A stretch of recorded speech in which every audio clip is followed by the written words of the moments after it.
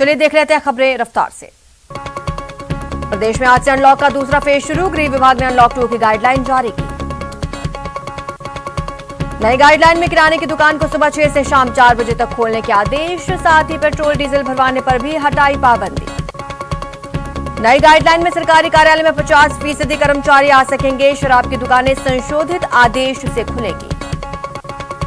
प्रदेश में 10 जून से roadways bus और निजी बसों का संचालन शुरू होगा। शहर के अंदर चलने वाली सिटी बस, मिनी बस सेवा प्रतिबंधित। प्रधानमंत्री मोदी ने देश को संबोधन में वैक्सीनेशन को लेकर बड़ा ऐलान किया। कोरोना वैक्सीनेशन का सारा खर्च केंद्र सरकार उठाएगी। प्रधानमंत्री मोदी ने दूसरा बड़ा ऐलान करते हुए कहा, देश के 80 करोड़ गरीब लोगों को नवंबर यानी दिवाली तक मुफ्त राशन दिया जाएगा। मोदी ने कहा, कोरोना की दूसरी वेव से लड़ाई जारी। देश के नाम संबोधन में पीएम मोदी ने कहा, जब नीयत साफ होती है, नीति स्पष्ट होती है, निरंतर परिश्रम होता है तो नतीजे भी मिलते हैं। गृह मंत्री अमित शाह ने प्रधानमंत्री मोदी के फैसले को सराहनीय बताया। अमित शाह ने ट्वीट कर पीएम को धन्यवाद दिया। वहीं रक्षा मंत्री राजनाथ सिंह ने भी ट्वीट कर पीएम के फैसले का स्वागत किया। अपने ट्वीट में उन्होंने लिखा, इस जन कल्याणकारी निर्णय के लिए मैं प्रधानमंत्री का हार्दिक अभिनंदन करता हूं। कांग्रेस नेता राहुल गांधी ने पीएम के फैसले पर सवाल उठाए। राहुल ने ट्वीट कर कहा, जब सभी के लिए फ्री वैक्सीन है तो फिर प्राइवेट अस्पताल क्यों वसूलेंगे पैसा।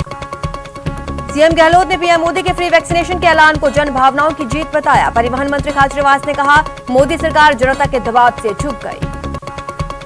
बीजेपी प्रदेश अध्यक्ष सतीश पूनिया और नेता प्रतिपक्ष गुलाब चंद कटारिया ने पीएम मोदी के फैसले का स्वागत किया। पूनिया ने कहा, प्रधानमंत्री ने कुछ असक्षम राज्य सरकारों को जिम्मेदारी का आईना दिखाया। केंद्रीय स्वास्थ्य मंत्री डॉक्टर हर्षवर्धन ने कोरोना की स्थिति पर मंत्रियों के समूह के साथ बैठक की। इस मीटिंग में विदेश मंत्री एस जयशंकर, केंद्रीय मंत्री हरदीप सिंह पुरी, केंद्रीय स्वास्थ्य राज्य मंत्री अश्विनी चौबे मौजूद रहे। महाराष्ट्र के मुख्यमंत्री उद्धव ठाकरे आज पीएम मोदी से मुलाकात करने वाले हैं। मुलाकात में उद्धव ठाकरे आधिकारिक रूप से मराठा आरक्षण, ओबीसी आरक्षण और ताउते तूफान से हुए नुकसान का मुद्दा उठाएंगे। मरुधरा में सख्ती से कोरोना की रफ्तार कम। 24 घंटे में 629 केस, 31 लोगों की मौत। कोटा में सोमवार को कोरोना के मात्र 8 नए केस, साथ ही जिले में 409 एक्टिव केस। जयपुर ग्रेटर की नई मेयर होंगी भाजपा पार्षद शील धबाई। राज्य सरकार ने जारी किया आदेश। इससे पहले जयपुर ग्रेटर नगर निगम आयुक्त से हाथापाई मामले में राजस्थान सरकार ने बड़ी कार्रवाई करते हुए जयपुर ग्रेटर मेयर सौम्या गुर्जर और 3 पार्षदों को तत्काल सस्पेंड कर दिया। मेयर और 3 पार्षदों के निलंबन पर बीजेपी प्रदेश अध्यक्ष सतीश पूनिया ने ट्वीट करके कड़ी प्रतिक्रिया जताई। सतीश ने लिखा, विनाश काले विपरीत बुद्धि। बीजेपी महापौर सौम्या गुर्जर के निलंबन को लेकर विधायक सुरेंद्र सिंह राठौड़ ने गहलोत सरकार पर हमला बोला। विधायक ने कहा, गहलोत सरकार ने लोकतंत्र की हत्या की। जयपुर ग्रेटर नगर निगम के महापौर सौम्या गुर्जर और 3 पार्षदों के निलंबन पर सूरतगढ़ विधायक राम प्रताप कासनिया ने रोष जताया। गहलोत सरकार प्रदेश के मेधावी छात्र छात्राओं को निःशुल्क कोचिंग सुविधाएं देगी। इसके लिए सरकार मुख्यमंत्री अनुपति कोचिंग योजना लागू करेगी। कोरोना के चलते कई तरह की परेशानियों का सामना कर रहे किसानों को राहत। अब फसली ऋण 31 अगस्त तक चुका सकेंगे। प्रदेश में 15 आईपीएस के तबादले, कार्मिक विभाग ने जारी किया आदेश। पुणे के मुलशी एमआईडीसी इलाके की एक केमिकल फैक्ट्री में आग, 15 महिलाओं समेत 17 लोगों की मौत।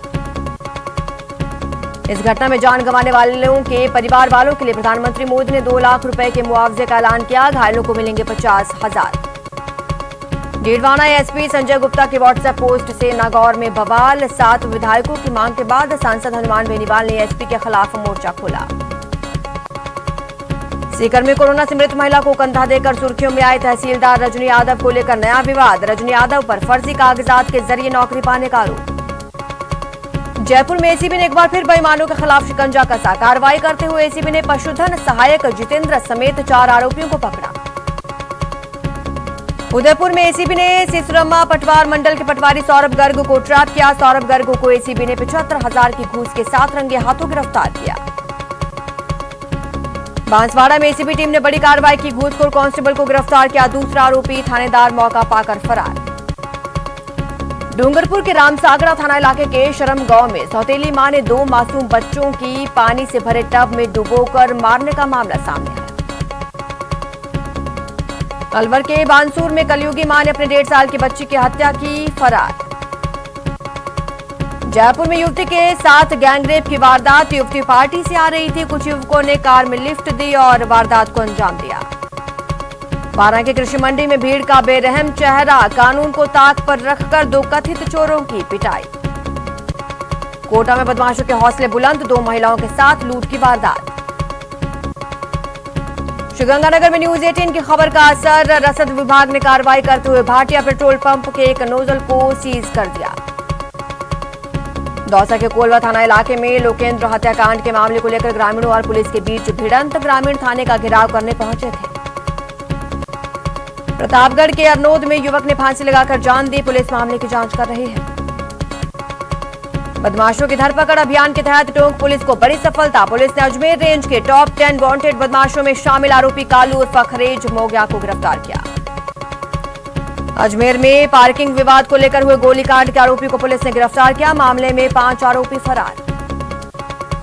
कोटा के उद्योग नगर थाना पुलिस ने कार्रवाई करते हुए मादक पदार्थ के साथ 2 आरोपियों को किया गिरफ्तार, इनके कब्जे से 500 ग्राम गांजा बरामद। अलवर के किशनगढ़ पुलिस ने हत्या का प्रयास करने के 2 आरोपियों को किया गिरफ्तार। करौली में फायरिंग कर लूटपाट करने वाले 4 आरोपियों को पुलिस ने किया गिरफ्तार, आरोपियों ने एक ही दिन में 2 जगह लूट की वारदात को दिया था अंजाम।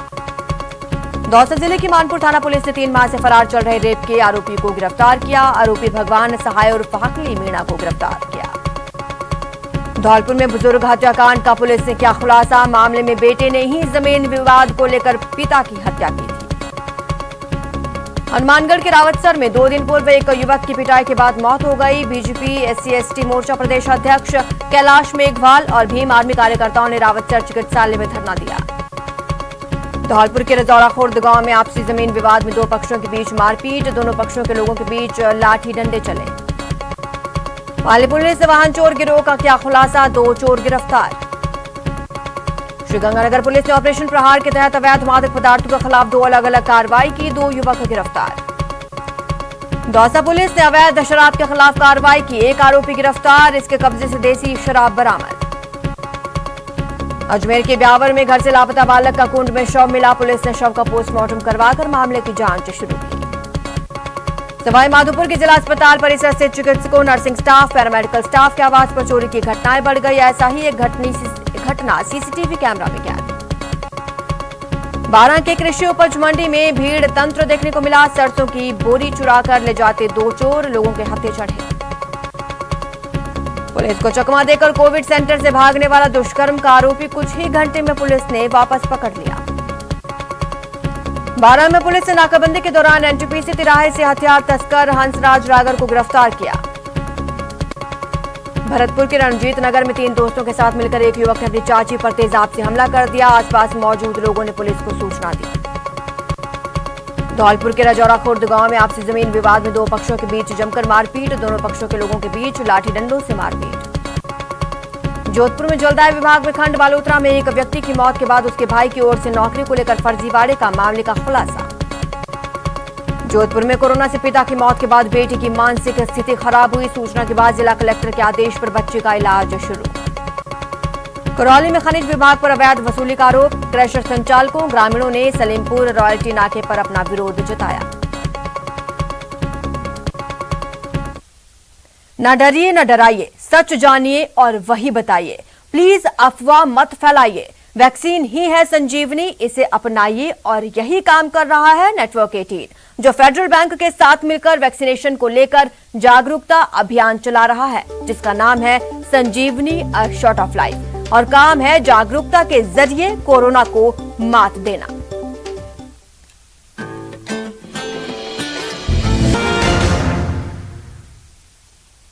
ब्रेक के बाद आपका स्वागत है, चलिए खबरों का रुख कर लेते हैं। राजसमंद के पास NH8 पर ट्रेलर और कैंपर आपस में टकरा गए, इन दोनों वाहनों ने एक बाइक सवार को अपनी चपेट में ले लिया, बाइक सवार की मौके पर ही मौत।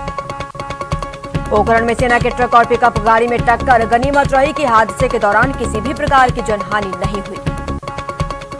बूंदी की नैनवा में बिजली की मां बेटे करंट की चपेट में आ गए, हादसे में मां की मौत, बेटा गंभीर रूप से घायल। करौली में किशोरी से सामूहिक दुष्कर्म मामले को लेकर बीजेपी पदाधिकारियों कार्यकर्ताओं ने कलेक्ट्रेट में धरना दिया। धौलपुर नगर परिषद धौलपुर के भाजपा पार्षदों ने सोमवार को अपने वार्ड की समस्याओं को लेकर मुख्यमंत्री के नाम अतिरिक्त जिला कलेक्टर नरेंद्र कुमार वर्मा को ज्ञापन दिया। बूंदी के नैनवा कस्बे में पेयजल संकट को लेकर वार्डवासियों ने नगरपालिका कार्यालय के बाहर प्रदर्शन किया। चूरू के सुजानगढ़ में चल रहा किसानों का धरना 174वें दिन भी जारी, कृषि कानूनों को वापस लेने की मांग। दौसा में सीएमएचओ के आदेश के खिलाफ उतरी एएनएम, घर घर जाकर वैक्सीन करने के आदेश का किया विरोध। एएनएम ने घर घर जाने में डोज वेस्ट होने का खतरा बताया, धूप में गांव में बिना साधन संसाधन घरों में जाकर वैक्सीन करना असंभव। अलवर के एक गांव में 7 साल की बच्ची से दुष्कर्म करने के प्रयास के आरोपी की गिरफ्तारी की मांग को लेकर बच्ची के परिजन पुलिस अधीक्षक कार्यालय पहुंचे। सिरोही में बीजेपी प्रदेश अध्यक्ष सतीश पूनिया के नेतृत्व में किसान मोर्चा ने डीएम को मुख्यमंत्री के नाम ज्ञापन सौंपा, कोरोना काल में बिजली बिल माफ करने की मांग। भारतीय जनता पार्टी किसान मोर्चा ने प्रदेश के सभी जिला मुख्यालयों पर कोरोना काल में बिजली के बिलों को माफ करने की मांग को लेकर मुख्यमंत्री के नाम कलेक्टर को ज्ञापन सौंपा। राजसमंद सांसद दिया कुमारी ने केंद्रीय स्वास्थ्य मंत्री डॉक्टर हर्षवर्धन से मुलाकात की, राजस्थान और राजसमंद लोकसभा क्षेत्र में कोरोना की स्थिति और चिकित्सा संसाधनों की आवश्यकताओं से अवगत कराया। अलवर की मुंडावर सीएचसी का पूर्व केंद्रीय मंत्री भंवर जितेंद्र सिंह और श्रम मंत्री टीकाराम जूली ने निरीक्षण कर स्वास्थ्य सेवाओं का जायजा लिया। सिरोही जिला प्रभारी मंत्री प्रमोद जैन भाया की अध्यक्षता में कोविड-19 बिजली पेयजल की समीक्षा बैठक आयोजित हुई, प्रभारी मंत्री ने अधिकारियों को दिशा निर्देश दिए। चूरू के सुजानगढ़ में आपदा प्रबंधन को लेकर उपखंड अधिकारी ने बैठक ली, बैठक में एसडीएम ने शहर में सीवरेज के गड्ढे चिन्हित करने के निर्देश दिए। कोटा के गोबरिया बावड़ी में व्यापारियों के पुनर्वास के मामले को लेकर जिला कलेक्टर कार्यालय में बैठक में विधायक ने कहा, फ्लाईओवर के निर्माण में जिन व्यापारियों की दुकान और मकान जारी हैं, उन सभी लोगों की समस्या का निराकरण होना चाहिए।